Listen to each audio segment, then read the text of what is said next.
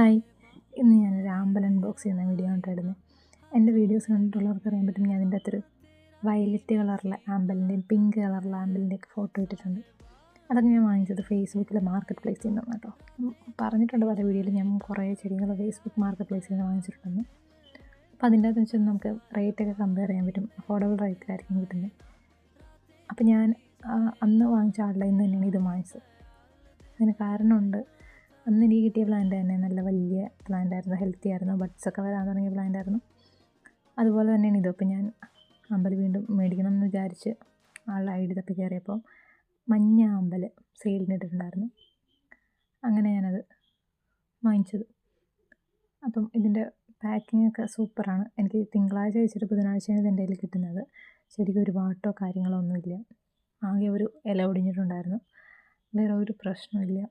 3 മുട്ട വന്നിട്ടുണ്ട് കണ്ടോ. ഇങ്ങനെ മുട്ടോടുകൂടിയുള്ള പ്ലാന്റൊക്കെയാണ് ആൾ തരാറ്.